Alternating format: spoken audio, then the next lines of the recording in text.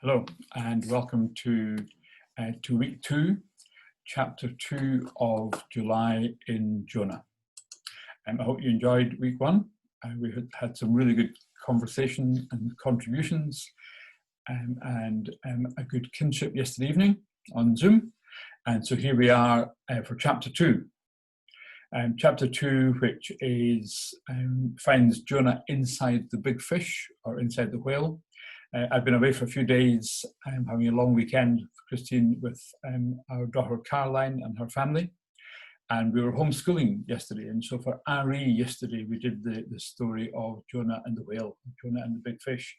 And we found a couple of really good YouTube videos. And it was quite interesting. There was one which I've been trying to find again, which is 40 minutes long. So it goes into quite a lot of detail of the background and the story of Jonah, and expands his experiences. And I thought, gosh, that's really good. And maybe we should all just try and find a couple of Sunday school videos, not anything too short, but cartoon videos, because it brings out an awful lot of truth. Reading Old Testament stories is really important, and it's always important for us to remember that in many ways, the Old Testament is a preparation for the story to come. It's a preparation for the coming of Jesus. It's a preparation for the new covenant. It's a preparation for the new age. And so when we're reading the Old Testament, we should always be on the lookout to see how the Old Testament writings help us to understand the plans of God, and understand the gospel, and understand the salvation more fully. Now, what often happens in the Old Testament writing is that concepts or metaphors are introduced, which make sense at the time, but then take on a much richer and deeper level of meaning when Jesus arrives on the scene and the whole gospel story unpacks.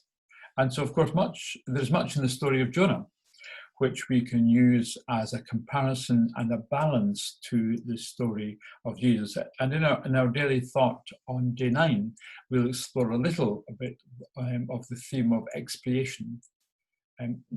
Jonah, as we know from the story, was given over to death to save the lives of the sailors. And Jesus, of course, was given over to death to save the souls of all those who will believe in his name. And so we see that the pattern is there, like a number of other patterns throughout the Old Testament. This sort of metaphor, the foundation is laid. And then when Jesus comes, and when he lives on earth and then dies on the cross and rises again, that is all, it fills out these Old Testament metaphors and understanding.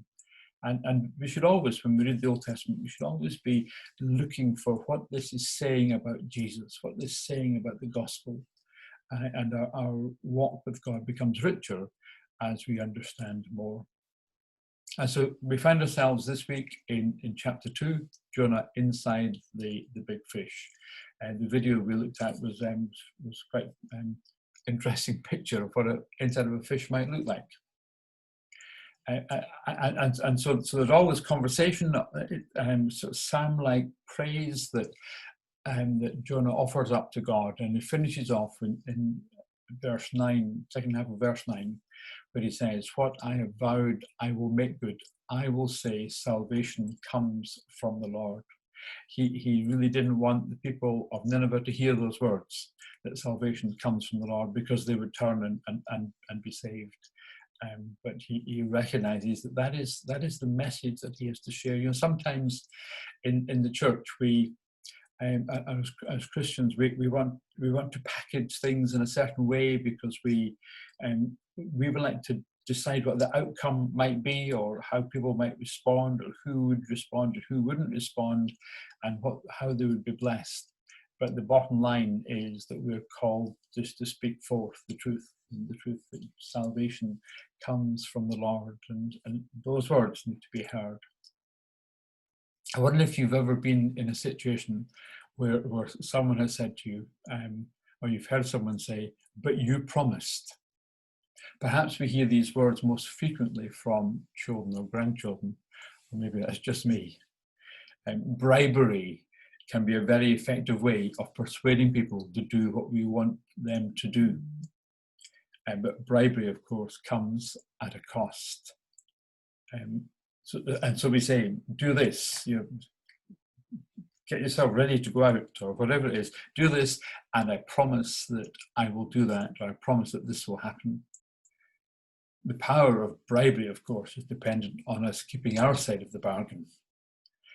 And if we don't keep our side of the bargain, if we say, for instance, to our children too often, do this, and I promise this will happen, and this never happens, then eventually say, but you never do what you say. I wonder if in our prayer life we've ever prayed like that to God. God, do this, and I promise that I will do that.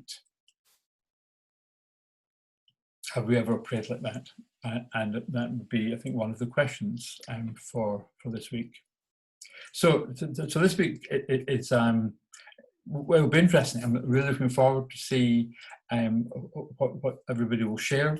It's just a short passage. It starts off with just declaring that Jonah is in the fish's belly, and it finishes off with the words that God caused the fish to vomit Jonah up on the beach. And so what we have is the words from Jonah from inside the whale, and it'd be really interesting to see what we found from that. So I wish you well. The normal pattern will follow this week.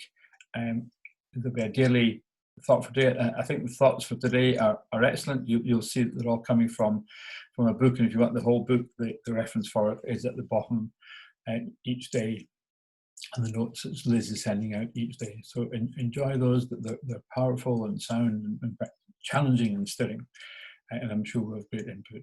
So enjoy the story, and may the Lord bless you this week.